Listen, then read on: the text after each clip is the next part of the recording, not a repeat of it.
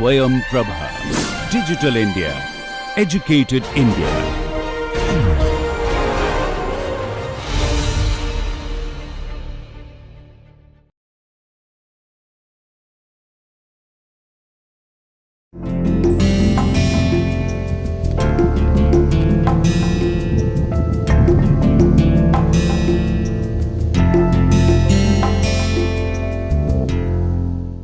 So, let us now discuss the effect of the solid pile up in the liquid in the different growth formations during solidification of alloys.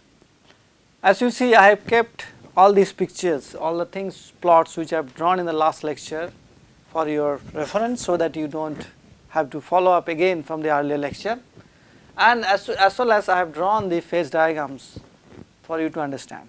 So, we have been discussing on solidification of the alloy XP0, and I told you that the most realistic situation of solute profile is this one, the last one at the bottom one in these pictures.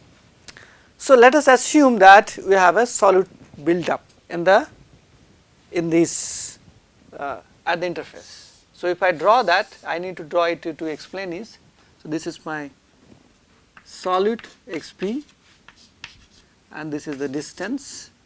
So, what I have drawn is basically solid profile.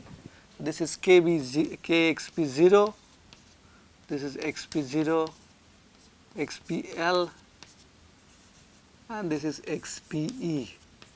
Okay. So, this is, let me just draw it, KXP0 is here,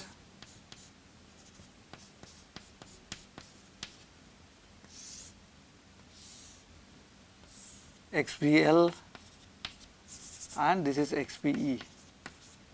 So, that is why they are coming higher, and this is XP0, and what I have done, let me draw a line here.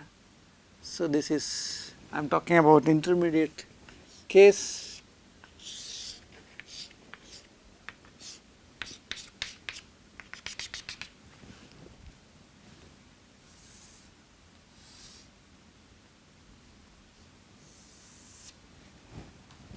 Okay. So, this is the solid profile look like. Now, how can I use this solid profile to discuss about the different growth forms? Well, let us do that. Remember, this is composition versus X profile distance. Now, I can actually take composition in the liquid. So, suppose this is my XBL1, XBL2, like that. Okay, it goes on, it actually goes much, become flatter, later on XPLN, something like that. Now, these compositions in the liquid will determine its liquidus temperature, obviously, because in the phase diagram this is liquidus, let us put it in color, otherwise it is very difficult to follow. So, this is my liquidus, okay, and this is my solidus, right, the green one. So, as you clearly see, the temperature, this is a temperature versus composition plot. That means, for any composition on these liquidus, I can determine the temperature. If I know the liquid composition here, I know the temperature here, that is the liquidus temperature. So, therefore, if I know the composition of this solute in the liquid, this is what is given by this profile, it looks like an exponential, I have given the equation also, it is exponential. So, I can actually measure composition at each point on the liquid, in the liquid, okay, I can see here, I can do that. And then I can actually plot these compositions on this axis, on the x axis of these, on these phase diagram. So, by doing that, I will know what are the liquidus temperatures. So, as you can clearly see, when the liquidus is very high, temperature will be low, right, because there is at these interface that the composition is very high, there is a spike, then slowly goes down. So, therefore, at the interface temperature will be very low, because as you see how the liquidus composition is high, temperature is lower. So, as the composition increases and finally it becomes same as XB0, the temperature goes down, right. So, therefore, if I plot now here x as a function of TL. TL is my liquidus temperature. So, what will happen? Okay, I am drawing for the liquid, solid there is no liquidus temperature. So, obviously it will be very high, very low here because this composition is low, and let us mark this as this point, and then it will slowly increase, right, slowly it will increase. This is what it will look like, because composition is high, liquidus is low, composition is lower, liquidus is higher. That is very simple, that is a direct correlation. So, that is mass liquidus. Now, this is my interface, right. The question is this: if this interface develops, suppose a protrusion like this or another protrusion like that, whether these protrusions will grow or not. Okay, if they do not grow, the interface will move like a flat. If they grow, interface will break down and form dendrites. That is what will happen. So, under what condition they will grow? Obviously, this is my equilibrium liquidus temperature, right. That is what I have done, equilibrium liquidus temperature. Why it is equilibrium liquidus? Because we are drawing it from the phase diagram, and phase diagram tells you equilibrium information. Actual situation may be different. So, this is tells you, because this is TXL versus distance plot. So, this any point on this curve will tell you the slope or the gradient, temperature gradient in the liquid, any point on this curve, because this is a plot between temperature versus x is the distance. So, now actual experimental conditions may not be following, or it will not follow the equilibrium situation, because in actual experimental condition we may be extracting heat faster, we may be cooling slowly, we may be doing many other things. Actual experimental conditions actually vary. So, therefore, in actual experimental condition the temperature gradient in the liquid can be modified, can be changed. So, suppose if I impose certain experimental conditions and temperature gradient in liquid looks like this. This is my experimental condition, this is equilibrium TL, this is my experimental TL, TL experiments 1. Under 1 experimental conditions, my liquidus temperature looks like that, or basically temperature gradient has this much value. This is basically given by this slope. Now, if I have such a kind of situations, that means the actual temperature gradient is higher than the equilibrium temperature gradient. So, if there is any kind of a protrusion forms in these, they will melt, because temperature is higher, actual temperature is higher than the equilibrium temperature, and because of that, if there is at all any kind of a protrusion or any kind of a things form in the interface become little bit jagged, just like the ones which I shown you in the last lecture, they will melt back, they will be melt back and the interface will remain flat. So, therefore, this is the experimental condition 1 in which interface will remain flat, it will not be at all forming any kind of features. But suppose, okay, let me draw this is as a white line so that you do not forget, this is my first condition. Suppose I have a little other experimental condition in which the slope or the gradient is like this. This is TL experiment 2, correct. As you see here, in the region from this part to this point, okay, the liquidus temperature, actual liquidus temperature of the sample, that is the experimental TL experiment 2, is lower than the equilibrium liquidus temperature. So, because temperature is lower, the liquid, if there is a solid protrusion forms here, okay, if solid protrusion form here like this, they will feel comfortable, they will not melt back, they will feel that they are undercooled. Why they are undercooled? Because temperature is lower than the equilibrium liquidus temperature. Remember, anything below this equilibrium liquidus temperature, solid can remain present, because this is the region between alpha plus liquid. Anything above, it is all liquid. So, above this temperature liquid can only remain, below this temperature solid and liquid both can remain. So, because the temperature here is lower than the equilibrium liquidus temperature, because of experimental conditions, we are going to develop this kind of serrations or this kind of features on the surface, and these features will then grow as the time goes on. These features will become bigger, much bigger. And finally, these features will become dendrites. Okay.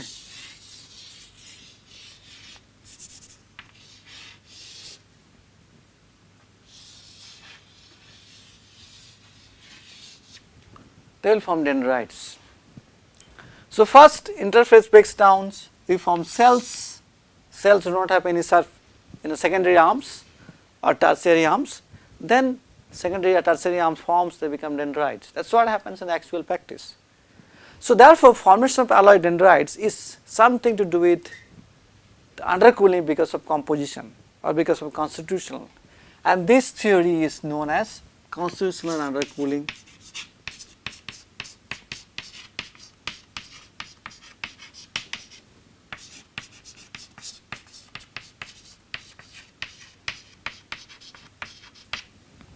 theory.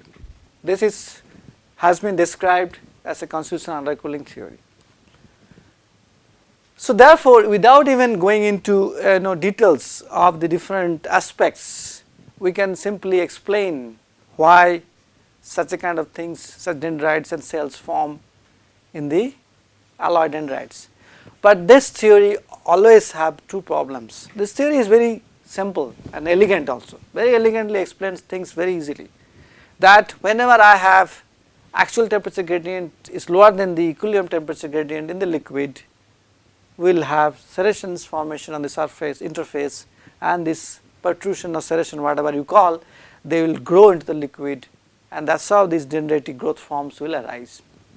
But in undergoes two important things. One, the gradient is mainly because of compositional. So if suppose I have a pure metal, I do not have any solute present, there will be no compositional gradient developed, and that means all the pure materials should go by a flat interface, there will be no dendrites. But as you have seen in the last lecture, in pure metal also we do see dendrites, and these dendrites mainly because of the temperature, thermal effects, not because of compositional effects. That is the number one drawback of this theory. Second drawback, which is more important, whenever you have a flat interface as compared to a flat one, the curved one or cells or dendrites will have a larger surface area or interfacial area, and this interfacial area change will lead to change of the energetics of the system. If I have to add total energy of system as a P energy decrease because of the liquid to solid transformation, that we have seen in the earlier lecture also, plus the energy because of this interface, then only I will find the actual things will not be so simple. But this theory completely undermines the effect of interfacial area. They never consider the interfacial area at all. So therefore, this theory cannot talk about the scale of microstructure, whether smaller size dendrites will form or bigger size dendrites will form, they cannot discuss, because they have not considered the effect of interfacial area. So these are the two basic problems of this theory, although this was discovered long back 1954, but this has this problem, that is why this theory was discarded later on. In fact, in 1960s, 1963, 64, 65, this theory was discarded, and people have described a new theory, which I will just give a glimpse of that. I will not discuss much about this, because that is a part of solidification, that is not part of the phase transformation. Okay. So instead of thinking of a constitutional undercooling, the main reason behind the dendritic growth, we can simply think that I have a flat interface initially, okay, this is solid, this is liquid, and there is always some fluctuation present in the interface in terms of temperature, in terms of composition. Temperature may not be uniform across the interface. Interface is microscopically not small, okay, maybe thickness is small, but the length is not small. So there will be always some fluctuations of the temperature or composition, or maybe some other elements like oxygen, nitrogen in the environment. These fluctuations can lead to interface perturbed. Interface will become perturbed. That means I can develop some sinusoidal perturbations on the surface. You see, this is a sinusoidal curve. You can also have co-sinusoidal or any other kind of perturbations. Now the question is this, fine, because of compositional change or temperature variation across the interface, certain kind of perturbation has developed, acceptable, understandable. Now question is that under what condition these perturbations will grow? They have two choices, either this perturbation will vanish, the interface will remain flat, or these perturbations can grow and form again cells and dendrites. So that was done much later, and that explained why dendrites form and why these growth forms are present in the actual solidified materials. Well, then there are many other things which I will not be able to discuss you, because that takes a lot of time, but this theory is well known, okay, and this theory is there in the literature, so you can, even in the books also you can read it, even in this book also it is there, talks about this theory and discuss about that. So before I complete this today's lecture, let me just introduce you a new things which we will discuss today as a part of liquid solid transformation, which is very widely present in the different alloy systems, that is the eutectic solidification. Remember, we are all discussing about single phase solidification so far, whether it is a pure metal or it is an alloy, we are only discussing about single phase solidification, but multi phases are also very important. As a part of your curriculum, multi-phase means only eutectic solidification is present. So I will spend about 5-6 minutes today and the next lecture on eutectic solidification before we simply complete this part of the course on solid liquid to solid transformation and move ahead for the other things. So eutectics are very common in the actual practice. We use many eutectic alloys, right? We use lead tin as a solder material, we use aluminum silicon as a cylinder blocks of the engines in the cars and the trucks, or we use cast iron. These are all eutectic alloys. So therefore it is important that you have some idea how eutectics solidifies in the these materials. Obviously eutectics are much more complex than we think about it, than we actually suppose, but they are much more complex. Actually the eutectic solidification can vary from one system to others. So we will be not able to discuss in details that much, that whether eutectic solidification in aluminum silicon alloy is distinctly different from the cast iron or not, that is not possible for me to discuss, but I will give a generalized theory of eutectic solidification so that you have some idea about it and you can then build on it later on. As you know, the classical eutectic phase diagram is little bit different from what I have drawn. I have also drawn a part of the phase diagram. So eutectic phase diagrams are actually very widely present in the literature. You will find many phase diagrams where eutectic is widely present. A simplest eutectic phase diagram with two terminal solutions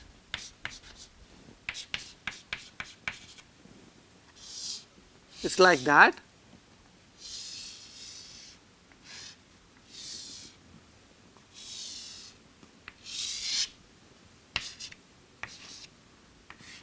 So alpha beta are the two terminal solutions and eutectic is basically the lowest melting solid in this phase diagram. As you see here that both the liquid is going down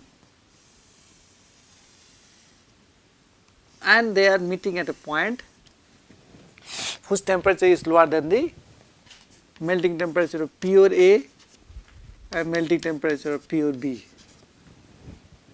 So therefore eutectic reaction is basically liquid going to alpha plus beta.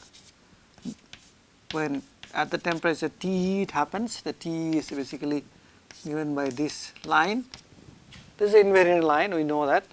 So eutectic is a very classical phase reaction. So what does it tell? This particular reaction tells you that from the liquid two solid phases simultaneously form. Two solid phases are directly forming together from the liquid. Depending on how the solid phases will be distributed in the microstructure, you can have different kinds of morphology.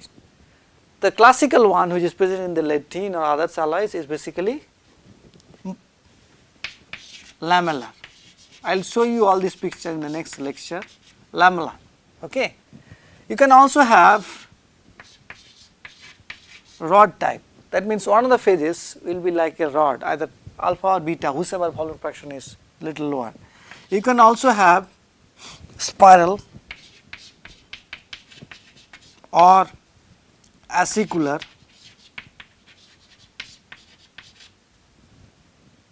eutectic or globular.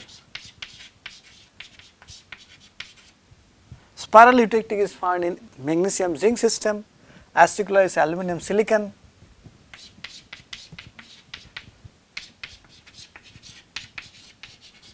and globular is found in copper oxygen, Cu2O. So lamellar is basically lead tin, rod is basically nickel aluminum or niobium silicon. There are many other morphologies, I am not discussing about that. The important ones are these. You can also have eutectic with Chinese creep microstructure. So those are actually very special cases, but these are actually routine normal things. Normally you find most of the eutectics are lamellar type, like lead tin is one classical example, or rod type. Normally rod type eutectic forms in one of the phases is basically volume fraction is low. You can also have a spiral if suppose one of the phases, both the phases have different thermal expansion coefficients, then you have a spiral eutectic. Very simple, if I have a metallic rod, okay, of suppose say two metals, and if I start heating it up, because of the difference in thermal expansion coefficients, one will bend over the other, and then is the one, that is the way spiral eutectic forms. You can also have acicular eutectic. One of the eutectic phase is fibrous, like silicon, in aluminum silicon is basically fibrous, but the aluminum is a continuous phase. You can also have a globular, like one of the phase Cu2O is basically forms like a globule in the continuous matrix of Cu. So these are all very classical things which are found in the literature and the books. I will show you some of these slides in the next lecture, and then I will try to develop a theoretical foundation where you can actually use the theories to explain the formation of eutectic.